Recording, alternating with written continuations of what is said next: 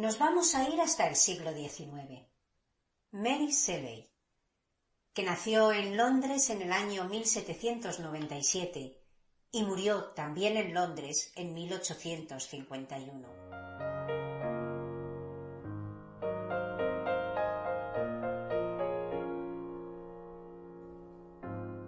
Mary Godwin Wollstonecraft, Mary Shelley era su nombre de casada, fue hija del filósofo y político William Godwin y de la filósofa y pionera feminista Mary Wollstonecraft.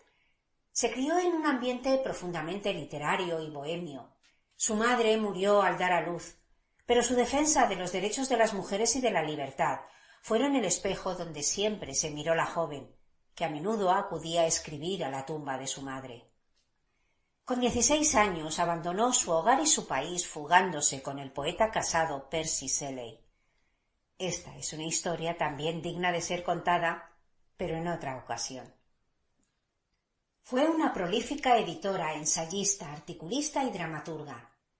Sobre todo es conocida por ser la autora de la mundialmente famosa novela Frankenstein o el moderno Prometeo, obra que concibió en 1816, a la edad de 19 años, durante una visita al castillo en el que veraneaba Lord Byron, amigo de la pareja.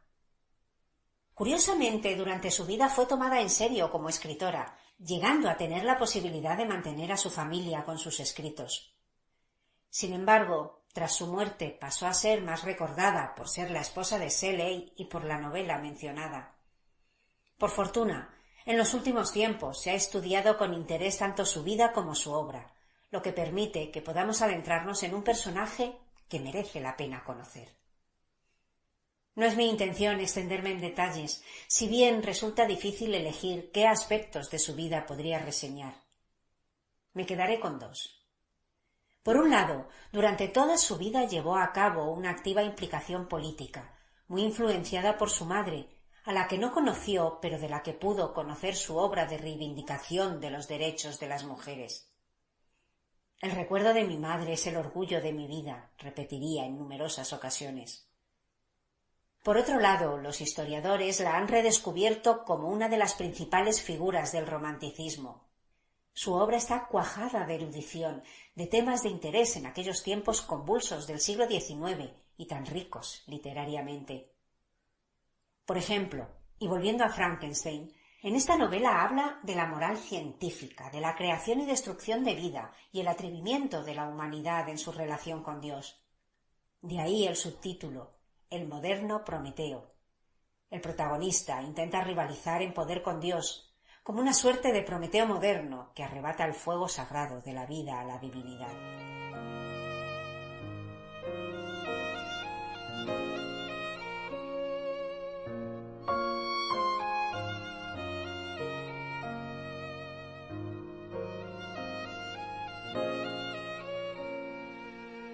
A continuación voy a leer un fragmento de la novela Frankenstein o el moderno Prometeo. Si escuchamos Frankenstein, ese nombre no deja frío a nadie, al menos a la mayoría, porque forma parte del imaginario colectivo, sobre todo por la cantidad de versiones que se han hecho en cine. Ahora entrad en la novela. Esta obra comienza con el intercambio de cartas entre uno de los personajes con algunos de sus familiares, continuando con el relato en primera persona de lo vivido por el protagonista, Victor Frankenstein, un estudiante de medicina obsesionado por conocer los secretos del cielo y la tierra y que en su afán por desentrañar la misteriosa alma del hombre, crea un cuerpo a partir de la unión de distintas partes de cadáveres diseccionados.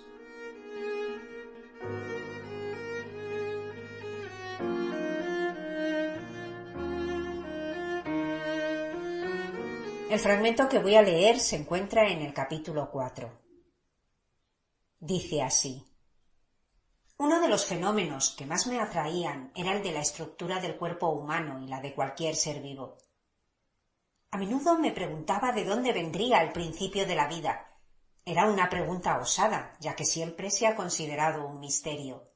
Sin embargo, cuántas cosas estamos a punto de descubrir si la cobardía y la dejadez no entorpecieran nuestra curiosidad. Reflexionaba mucho sobre todo ello y había decidido dedicarme preferentemente a aquellas ramas de la filosofía natural vinculadas a la fisiología. De no haberme visto animado por un entusiasmo casi sobrehumano, esta clase de estudios me hubieran resultado tediosos y casi intolerables. Para examinar los orígenes de la vida debemos primero conocer la muerte. Me familiaricé con la anatomía, pero esto no era suficiente.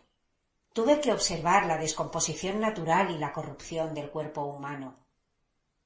Al educarme, mi padre se había esforzado para que no me atemorizaran los horrores sobrenaturales. No recuerdo haber temblado ante relatos de supersticiones o temido la aparición de espíritus.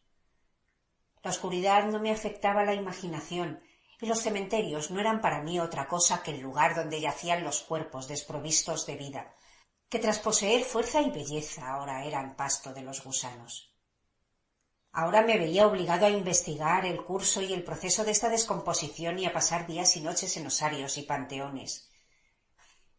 Los objetos que más repugnan a la delicadeza de los sentimientos humanos atraían toda mi atención.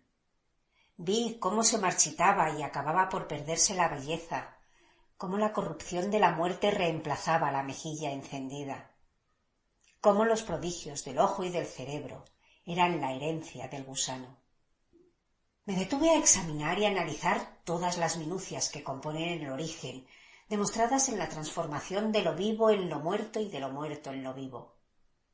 De pronto, una luz surgió de entre estas tinieblas, una luz tan brillante y asombrosa y a la vez tan sencilla, que si bien me cegaba con las perspectivas que abría, me sorprendió que fuera yo, de entre todos los genios que habían dedicado sus esfuerzos a la misma ciencia, el destinado a descubrir tan extraordinario secreto.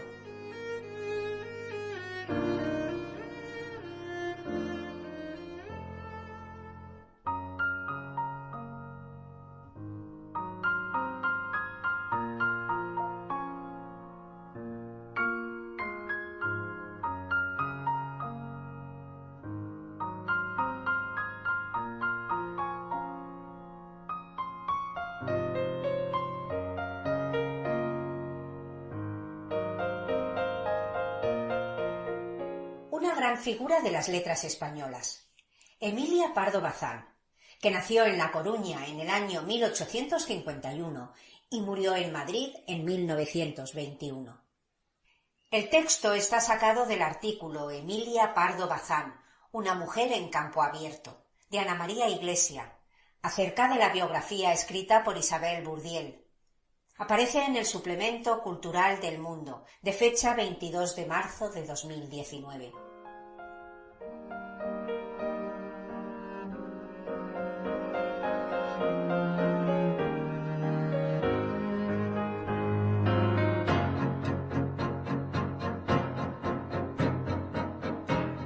Una agitadora de ideas, una apasionada por las batallas a campo abierto. Así definió Eugenio d'Ors a la escritora gallega Emilia Pardo Bazán, y no se equivocaba. Pardo Bazán fue mucho más que la principal narradora naturalista española. Fue una intelectual que no sólo buscó legitimarse públicamente como escritora, sino que concibió la escritura novelística, ensayística y periodística como una forma de participación en los debates de su tiempo, unos debates que trascendieron desde sus primeros escritos al ámbito meramente literario. Entendió la literatura como un espacio de debate y de intervención social, convencida de que la novela había dejado de ser mero entretenimiento para ser también un estudio social, psicológico e histórico. Fue una mujer incómoda, que no encajó ni en su vida privada ni en su vida pública en esquemas rígidos. Si su rechazo de la literatura moralizante parecía no encajar con su fe religiosa, si su defensa de la nación española chirriaba con determinados postulados progresistas, su defensa de la independencia de la mujer sorprendía a una sociedad profundamente tradicional en cuestiones de moral. La separación de su marido llenó más de una página de periódico, y no fueron pocos los periodistas que en distintos artículos se preguntaron sobre su buen hacer como madre. Ella era consciente de que su condición de mujer limitaba la recepción de su obra y su legitimación, por ello, huyó de los tópicos literarios que caracterizaban la denominada literatura femenina y se resistió siempre a que se la mirase solo e inevitablemente como mujer. La publicación de Los Pazos de Ulloa y de Madre Naturaleza sorprendió a más de un crítico, que las consideró obras no propias de una mujer, y en más de un artículo se la elogiaba por tener precisamente un talento macho. Sin embargo, la escritora parecía estar cómoda ante dichos elogios. Se reivindicó como escritora y reivindicó el trabajo de escritor. Si el sacerdote vive del altar, ¿por qué no ha de vivir el novelista de la novela?, se preguntaba, lamentándose de las pocas ganancias que daba en España la narrativa. Era consciente tanto de la situación del escritor en un país poco lector como de la situación de la mujer escritora. Su feminismo se hizo patente en sus obras. Abogaba por la independencia económica de la mujer y defendió abiertamente que las escritoras no sólo debían ser valoradas a la par que los escritores, sino reconocidas por las instituciones culturales, que sin embargo les cerraban las puertas. Fue beligerante en su batalla para que las mujeres fueran aceptadas en la Real Academia Española. Ella nunca fue académica, y si bien algunos quisieron ver en su insistencia un interés personal, detrás no había otra cosa que la firme convicción de que las mujeres, independientemente de su disciplina, debían ser oficial e institucionalmente reconocidas. Además de excelente escritora, Pardo Bazán fue una mujer libre en todos los aspectos y defendió esa libertad para todas las mujeres, desde una posición de privilegio que indudablemente ostentaba. Fue, en definitiva, una intelectual independiente en sus ideas y comprometida en su tiempo.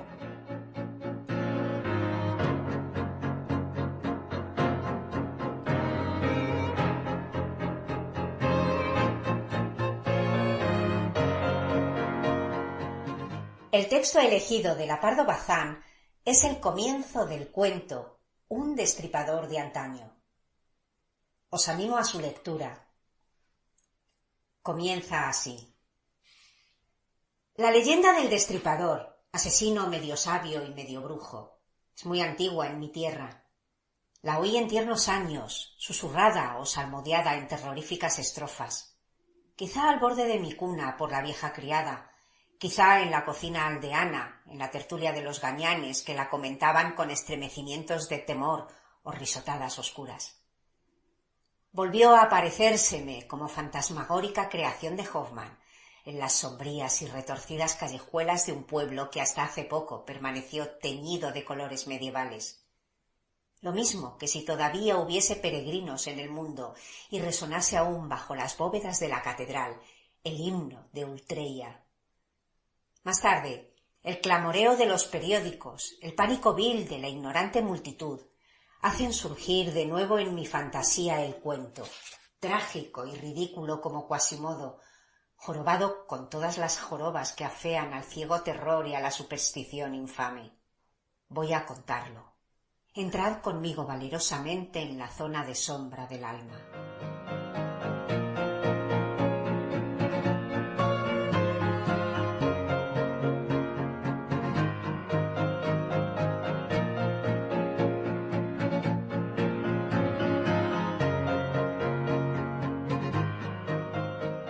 Terminamos con una autora que tuvo una vida completamente distinta a las dos anteriores. Carmen Laforet, que nació en Barcelona en el año 1921 y murió en Madrid en 2004. El texto está extraído del artículo Carmen Laforet, Nada es demasiado, de Teresa Amiguet, en La Vanguardia, con fecha de enero de 2020.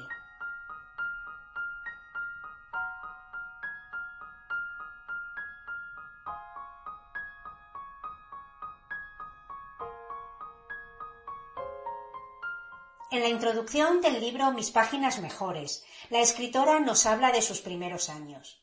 Algunos datos. Mi madre era toledana, hija de una familia muy humilde. Había hecho los estudios de primera enseñanza en la escuela de niñas pobres de unas monjas. Más tarde obtuvo una beca para estudiar magisterio. Mi padre la conoció como alumna en una época en que él, accidentalmente, daba clases de dibujo en la Escuela Normal de Toledo. Carmen Laforet, una desconocida de 23 años, se hizo con el galardón de la primera edición del Premio Nadal en 1944 con su primera novela, Nada. Por sorpresa, el jurado se rinde ante la joven escritora, que con inusitado talento traza una precisa radiografía de la tristeza vital en la tenebrosa posguerra española. Las páginas de Nada cambian su vida para siempre, conduciéndola irremisiblemente a un destino que no sabría encarar. Porque a partir de entonces, nada volvería a ser lo mismo. Todo empezó 6 años antes, cuando Carmen tomó las riendas de su vida con tan solo 17 años. Primogénita de 5 hermanos, era el ojito derecho de su padre, brillante arquitecto de talante liberal que le inculcaría el amor por el deporte y por las letras. Pero tan apacible existencia se truncaría al morir su madre mientras vivían en Gran Canaria. El desconsolado viudo contraería de nuevo matrimonio y la joven no se avendría con su madrastra. De modo que, decidida, abandonaría Canarias y se trasladaría al piso de sus abuelos en su Barcelona natal, en busca de la perdida felicidad. Se matricula en la Facultad de Filosofía y Letras, pero pronto se sume en el desencanto. Corre 1939, la guerra civil acaba de concluir y la ciudad languidece en la dura y oscura posguerra. Decide abandonar la ciudad sin finalizar sus estudios y toma rumbo a Madrid, donde inicia la carrera de Derecho. A los 21 años abandonará los estudios sin licenciarse en ninguna de las dos carreras. Es entonces cuando Carmen empieza a escribir y así, casi sin darse cuenta, inicia una singladura que la conducirá al estrellato. En solo 8 meses escribe su primera novela, Nada. Carmen recrea su llegada a Barcelona pocos años atrás. Inspirándose en sus vivencias, plasma en ellas sus sentimientos más íntimos, vehiculando en sus páginas el conflicto interno al que se ve abocada Andrea, su protagonista, al enfrentarse a la dura sociedad de posguerra, donde primaban la violencia física y verbal, la miseria y, por encima de todo, la incertidumbre. Haciendo gala de una osadía inusitada, Carmen decide en el último momento presentar su manuscrito a la convocatoria del Premio Nadal. La obra llega por los pelos, debidamente franqueada con todos los sellos de urgencia justo antes de finalizar el plazo de entrega de originales. Contra todo pronóstico, la joven escritora desconocida se hace con el galardón. El frescor de su escritura, innovadora y precisa, entusiasma al jurado de la editorial Destino, que en esta primera edición del premio la prefiere a la obra de autores veteranos, como el periodista César González Ruano, que monta en cólera al saber que aquella jovencita le había robado el premio. Su ira se acrecentará además cuando la editorial airee su fracaso, violando un pacto según el cual había acordado que, caso de no erigirse como vencedor, su participación no se haría pública. Pero Nada no tiene parangón. Pronto cosecha las mejores críticas literarias del momento y escritores de la talla de Azorín o el futuro Nobel Juan Ramón Jiménez, con una cita suya arranca el libro, se deshacen en elogios. Convertida en un bestseller, la novela arrasa en las librerías, con 3 ediciones en el mismo año de su publicación, 1945. Cuando se habla de Carmen Laforet, siempre se destacan 3 cosas. Es la autora de la novela Nada, recibió el prestigioso Premio Nadal e inmediatamente se hace alusión al silencio en el que culminó su carrera de escritora, comparándola en algunos casos al escritor mexicano Juan Rulfo. Pero si bien es cierto que se retiró voluntariamente del mundo literario de la época, de sus envidias, enemistades y rencillas, y que se la puede considerar una escritora poco prolífica, publicó otras excelentes novelas, como La isla y los demonios en 1952, La mujer nueva en 1955 o La insolación, publicada en 1963. Esta última novela formaba parte de una trilogía, 3 pasos fuera del tiempo, que no llegó a completarse. Además escribió 7 novelas cortas, 22 cuentos, narraciones de viaje e innumerables artículos para periódicos y revistas.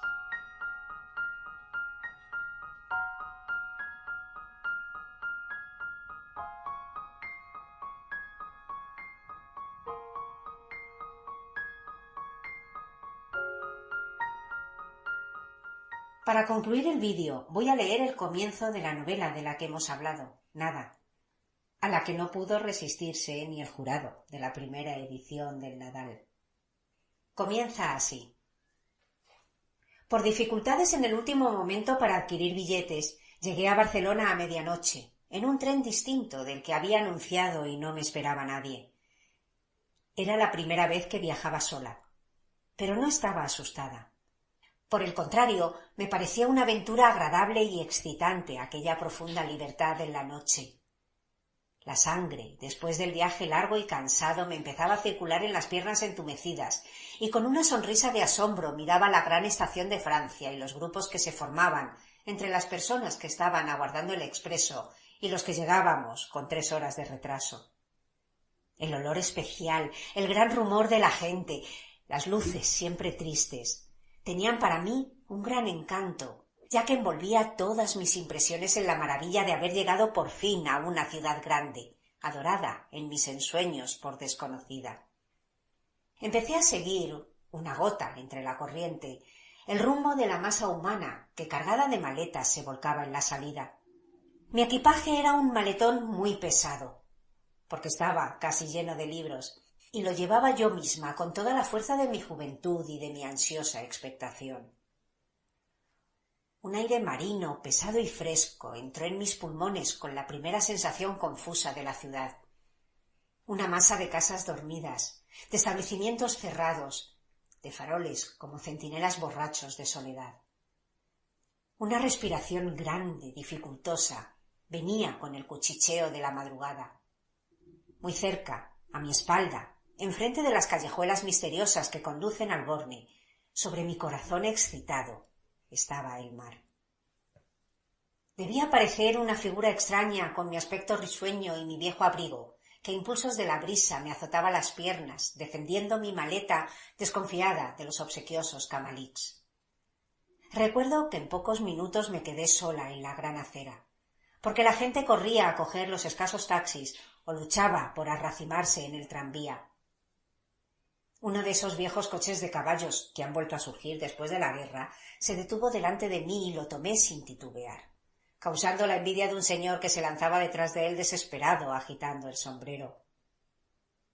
Corrí aquella noche en el desvencijado vehículo por anchas calles vacías y atravesé el corazón de la ciudad lleno de luz a toda hora, como yo quería que estuviese, en un viaje que me pareció corto y que para mí se cargaba de belleza.